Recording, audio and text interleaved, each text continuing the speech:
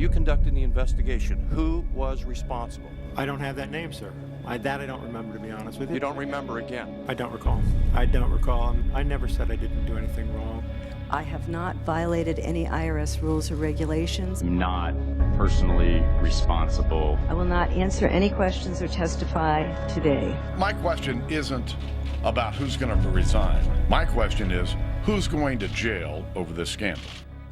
Welcome to the broadcast, everyone. And about 18 months ago, we were contacted by one conservative organization that was being hassled by the Internal Revenue Service. Their application had been pending at that point for almost 2 years without any response on their tax-exempt status. They were clearly qualified for tax exemption, but the IRS was just not responding. That one case blossomed into 27 cases in a very short order, about 6 weeks. We were contacted by numerous groups with the same problem. The IRS asked a series of very intrusive questions, including names of members, information about political positions, information about what side of a particular issue the organization found themselves on. It went even further than that. In one of our cases, the individual organization, which was a mentoring organization for high school students, was asked what curriculum they had used, who they were mentoring, and they wanted the names and addresses of the minors. These were teenagers, so the IRS could contact them. Obviously, this was intrusive. It violated not only statutory law, but constitutional law. And I know something about the IRS's procedures because I was an IRS attorney when I first came out of law school. I actually worked in the Office of Chief Counsel for the Internal Revenue Service as a trial lawyer, and the tax-exempt group or tax-exempt division was one of our clients. It was outrageous, so the ACLJ took some direct action. I assembled a team of lawyers to work on these cases to demand that first the IRS retract the questions that they had asked that were so intrusive, including the membership data, that they only focus on the legitimate exempt questions. And to be quite frank, for about 6 months, we heard nothing from the Internal Revenue Service. We now know exactly what was going on. The IRS had targeted conservative organizations. They had done this at the top of the IRS level. The targeting was discussed even with the Deputy Secretary of the Treasury. The head of the tax-exempt division actually was not only aware of the program, but changed the criteria for selection, which actually made the issue even worse. In fact, Lois Lerner, who took the Fifth Amendment when she was called before Congress to testify, actually signed letters that we received at the ACLJ. Several committees in Congress have already said they plan to hold extensive hearings into this particular case and the broader issue of IRS mismanagement. All kinds of Treasury rules of conduct that were no doubt violated. Not to mention just the trust of the American people. There's numerous violations both of the Internal Revenue Manual, of existing federal law, potentially criminal law, including conspiracy to deprive individuals of their civil rights. And the fact of the matter is, I don't think this is going to get better. This is not like a fine wine that's going to age well. This is going to get worse as more information is out there. It's an enormous scope. 471 groups apparently were targeted. I mean, that takes a lot of effort, a lot of manpower. Did somebody dream this up on his own, or did somebody on high say it'd be a good idea to stick it to the Tea Party? As the IG stated, that a number of the questions that were asked were not only burdensome, but also in violation of existing law, membership list, donor data. This was far more intrusive than what happened in Watergate. And you've got the additional factor here that you have Supreme Court precedent since the 1950s that said that information is simply not to be given to the IRS. You don't give membership lists of organizations. Someone said it smacks of McCarthyism. I said it's worse than McCarthyism. This is who did you know, who did you talk to, are you a member, or have you ever been a member of a conservative organization? Yeah. And if you are, you're going to be denied exempt status or put through the ringer. Can you give us assurances that the IRS is not targeting particular groups based on political leanings? Yes, I can give you assurances. As you know, we pride ourselves on being a non-political, nonpartisan organization. There's absolutely no targeting. This is the kind of back and forth that happens when people apply for 501c4 status.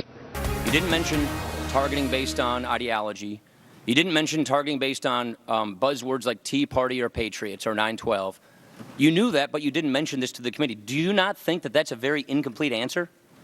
I answered the question truthfully. They've just been caught. This is not an apology. They've been caught. Somebody has to be held accountable here, Sean. This is outrageous. Send us your Facebook pages, your Twitter pages. And I said, does that include personal pages? And they said everything. They wanted to know your personal relationships with politicians and political parties.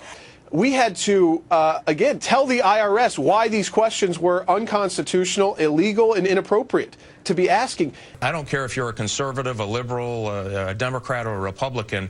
This should send a chill up your spine. There's clearly an organized effort within the IRS to target political opponents of the president. That's undeniable. How does such a culture come about? How vast was it? Who was involved? This really does call for a special counsel. We are looking at right now filing in federal court, and it'll probably be multi-district litigation against the Internal Revenue Service for violating fundamental constitutional rights, freedom of speech, freedom of association, viewpoint discrimination because of the targeting of these groups. Here's what we'd like you to do. We've got a petition that's now over 100,000 signatures to stop the abuse of the IRS, to hold the IRS responsible, and frankly, to hold the Obama administration responsible for what they've done. You could join with us at aclj.org or call us at 1-877-989-2255. That's aclj.org or 1-877-989-2255.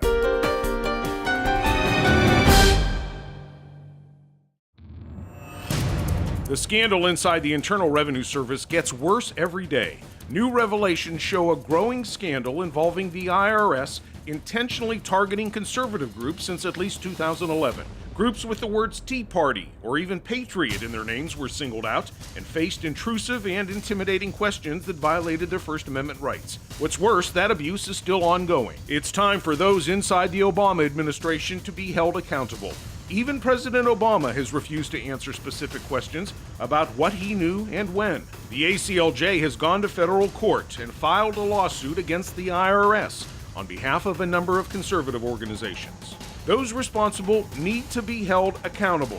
Stand with the ACLJ now. Sign on to our petition to end IRS abuse. Call now, 1-877-989-2255. That's 1-877-989-2255 or online, aclj.org. Welcome back to the broadcast, everyone. We've got a very special broadcast this week as we're focusing in on the IRS case that is now in federal court. The government has been sued. We've sued the government for violating the rights of our clients, including their constitutional rights. The IRS acknowledged its wrongdoing, but took no corrective action. We're going to require they do that by getting justice in federal court. Well, the administrative process has gone on for too long, so we filed a federal lawsuit. We represent over 25 organizations. We've sued the IRS for discrimination based on viewpoint, for violation of free speech and freedom of association. We've also filed in the same lawsuit allegations that the IRS violated their own procedures and own internal guidelines. Of course, this comes on the heels of the IRS offering an apology. Now, could you imagine if you filed a return with the IRS that had incorrect information or data? You wouldn't get to just apologize. You would face an audit and maybe even criminal sanctions. Well, the IRS apologized, but quite frankly, the apology is not accepted. The IRS is right now institutionally incapable of doing what is necessary for justice. So now we've gone to the federal courts to not only obtain justice, but to demand it. Breaking news out of Washington, a bombshell admission by the IRS. The tax agency is officially apologizing for subjecting conservative groups to additional scrutiny during the 2012 election. Fox News alert on a bombshell admission by the Internal Revenue Service. The tax agency is apologizing today for unfairly targeting conservative political groups for additional reviews during the 2012 election. They admit they did it.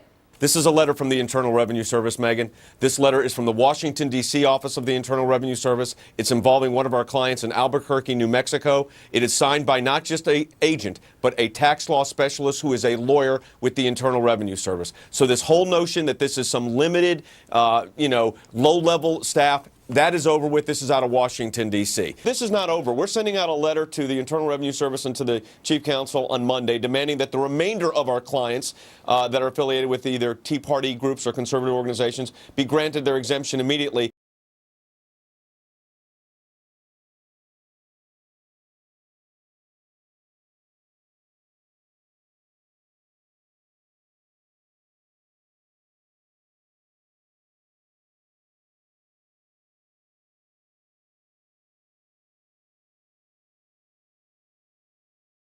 Who filed in the end of 2009 that are still waiting. There's a lot of lying going on here. We need to call it what it is, and it's lying under oath, I think, in some of these cases. And take it a step further, the president needs to really answer the question he was asked. Did anybody in the White House know what was going on here? That's the key. What makes matters worse in this case is that Lois Lerner, the then head of Tax Exempt, actually had a question planted in an ABA speech that she gave. The question was done in order to get ahead of an Inspector General's report that was coming out critical of her and her office. The Inspector General rightly and correctly noted that the IRS had engaged in inappropriate and unlawful conduct. But she set this planted question in order to try to get around the Inspector General's report, or at least get ahead of it. She later took the Fifth Amendment to the United States Constitution as a basis to not incriminate herself, so she refused to testify before the United States Congress. I have not done anything wrong. I have not broken any laws.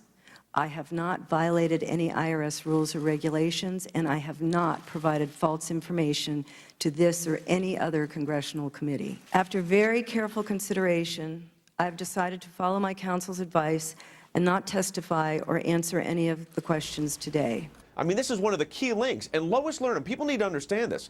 Lois Lerner today is in charge of tax exempt for the IRS. They are institutionally incapable right now of doing anything with this kind of leadership in place. And top of that, the FBI investigating the IRS and these agents involved. So this is an unbelievable mess that's gotten more complicated. Of course, the White House story changing day to day. Newly surfaced letters suggest that higher-ups in Washington, D.C. at the IRS had also requested additional information, including the now suspended Lois Lerner, who pled the Fifth before Congress last week. Well, we let out yesterday, and over the last several days actually, a series of letters that shows signatures from Lois Lerner herself as the head of tax exempt to our clients, including those intrusive questions. And those letters, Shannon, were issued 9 months after Lois Lerner said the program had been shut down with the intrusive questions. They were issued in March and April of 2012. And remember, she said it was in 2011 that she put an end to those intrusive questions. Well, that's just not factually correct. Not only were the questions not ended, but she herself was the one signing the letters. The misconduct had stopped in May of 2012. So despite all the media interest in our April 2013 awareness, it's important to remember that the misconduct, of course, had stopped almost a year earlier. Well, he may say that's important to remember, but look at the date on this letter. It shows that one group was still being targeted, and some might say harassed, with a lot of questions about their status after they were left really hanging for a long time. This letter goes up to May 6th. This is just weeks ago. The White House also claims that this was just low-level officials, as we have said, but these documents show that it did go higher up. Dozens of letters, including this one. Look at the signature on that. Lois G. Lerner, Director of Exempt Organizations. That was sent to a conservative group in Virginia. She also said that the practice of the intrusive letters stopped in 2011, and these letters with her name on it, which included the intrusive questionnaires, are from March and April of 2012. The fact of the matter is, her name is not on one letter, Martha. It's not on 2 letters. We have 15 with Lois Lerner's signature on it. A compliance letter for a 501c4 tax-exempt organization that has been recognized. They are a conservative group. They got randomly last week a compliance audit to go online and fill out an 8-page questionnaire with unbelievably intrusive questions. In the middle of all of this, the IRS is now doing compliance checks. This is harassment. It's absurd, and that's why we're in federal court.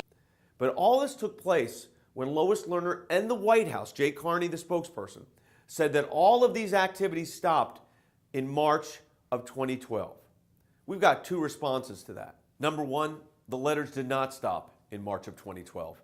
We received a letter on March 6th of this year, 2013, requesting intrusive information from one of our clients. Number 2, Lois Lerner herself signed 15 letters that our clients received with the intrusive questions in them. And then they made the argument that it was just a few rogue agents in the office in Cincinnati. Well, folks, that's not true either, because I'm holding in my hand right here a letter from the Department of the Treasury, Washington, D.C., from a lawyer with the IRS. So the whole narrative that the government has been articulating, including Lois Lerner and Jay Carney, that this was a few rogue agents in Cincinnati is not true. This was not one rogue agent. First of all, these are tax-exempt specialists. They're not general revenue agents. They're specialist trained.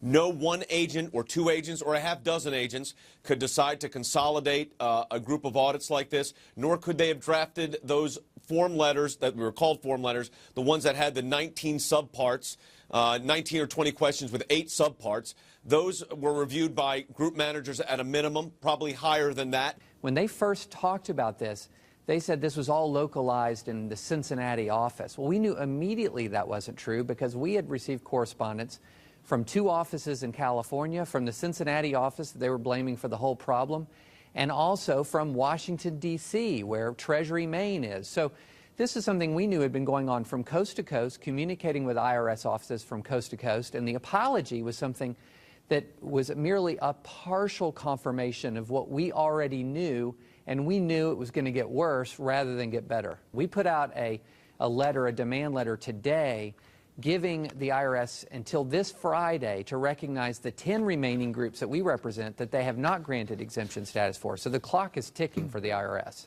It's not a few rogue agents in Cincinnati. It's a lawyer in Washington, D.C. It's tax-exempt specialists in California. It's letters we received just a week ago asking for more intrusive information. And it's 15 letters signed by Lois Lerner herself. So this idea that they didn't know or they are not aware of who did this and it was only Cincinnati is incorrect as a matter of fact and inaccurate as a matter of law. Here's what we'd like you to do. We've got a petition that's now over 100,000 signatures to stop the abuse of the IRS, to hold the IRS responsible, and frankly to hold the Obama administration responsible for what they've done. You could join with us at aclj.org or call us at 1-877-989-2255. That's aclj.org or 1-877-989-2255.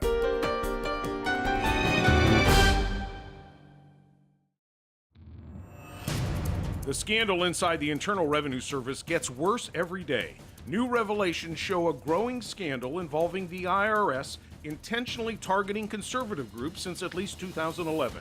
Groups with the words Tea Party or even Patriot in their names were singled out and faced intrusive and intimidating questions that violated their First Amendment rights. What's worse, that abuse is still ongoing. It's time for those inside the Obama administration to be held accountable.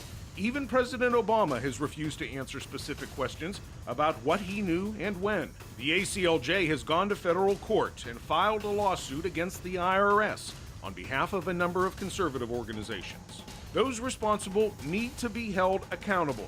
Stand with the ACLJ now. Sign on to our petition to end IRS abuse. Call now, 1-877-989-2255. That's 1-877-989-2255 or online, aclj.org.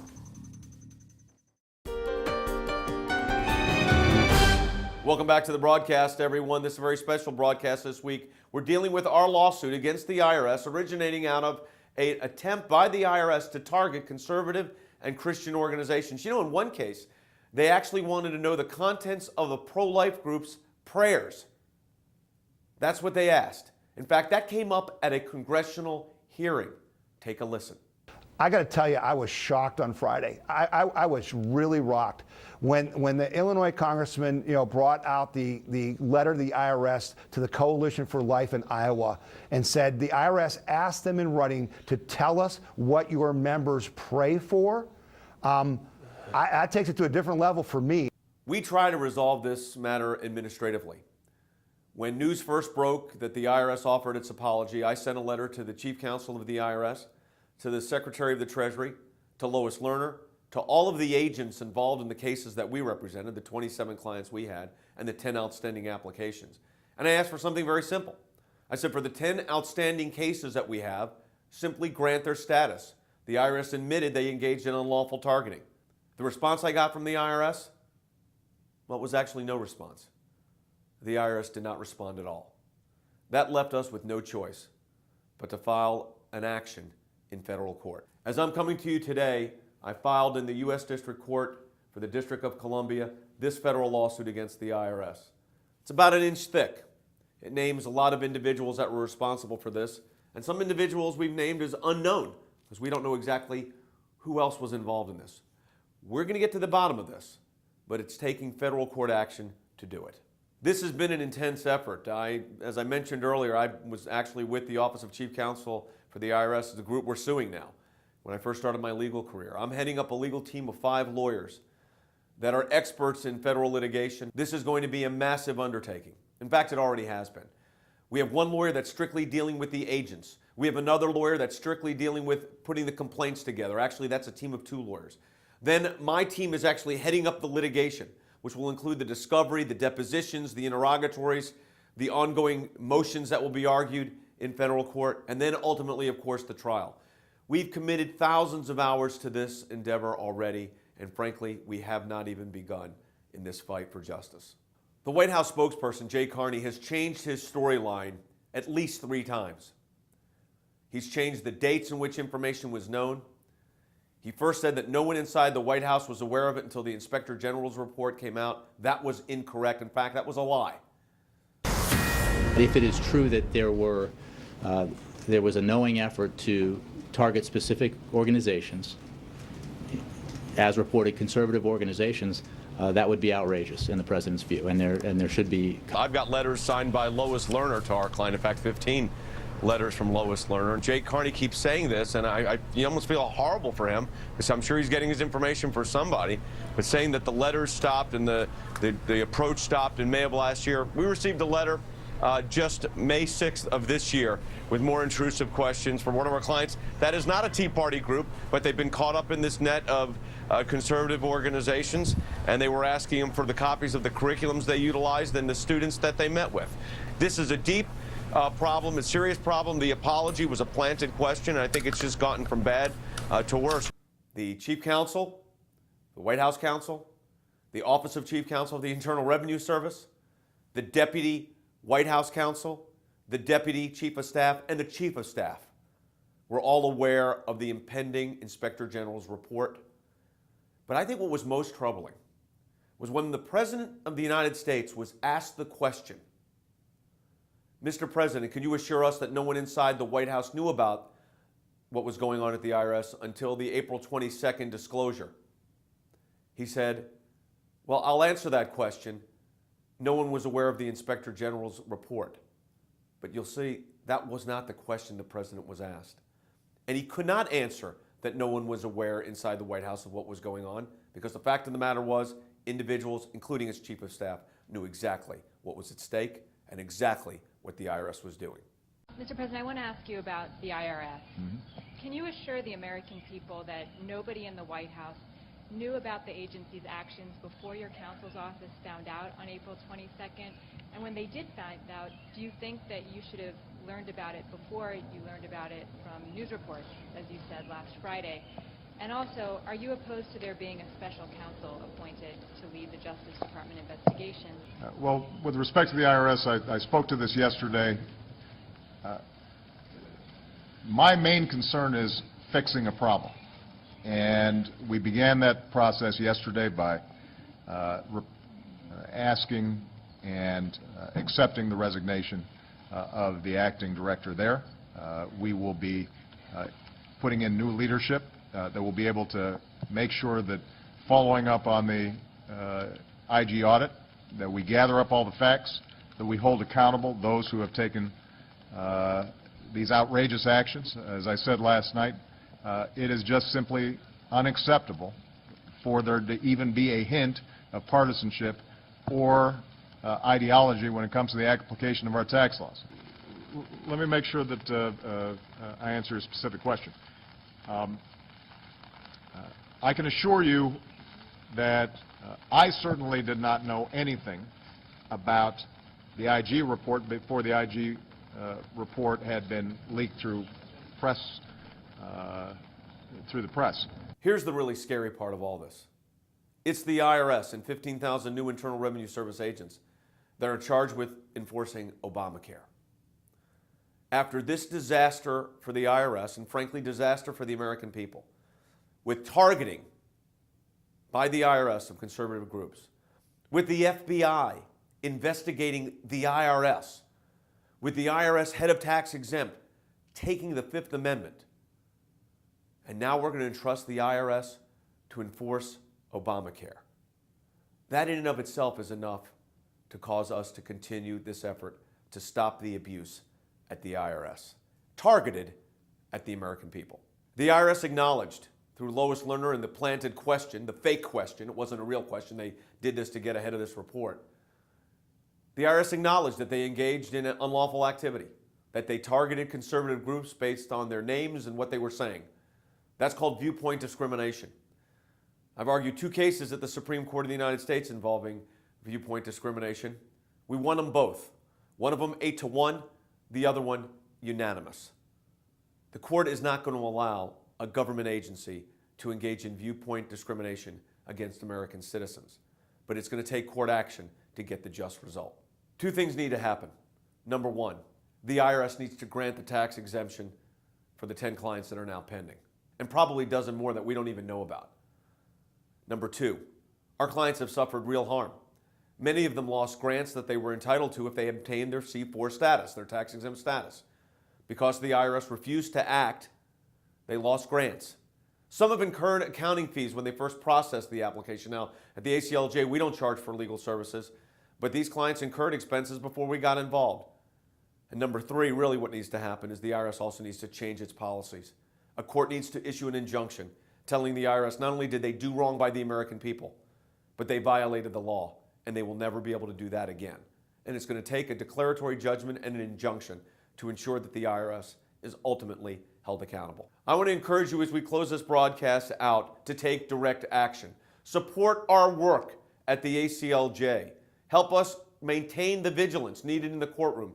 Your tax-deductible support for the ACLJ will go a long way in helping us fight for freedom here. I also want you to join over 100,000 other Americans that have signed a petition to stop the IRS abuse that's taking place right now.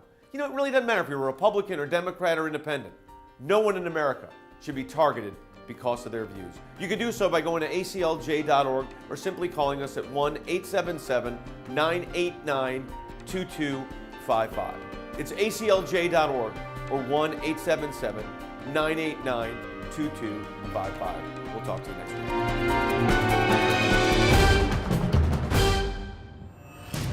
The scandal inside the Internal Revenue Service gets worse every day.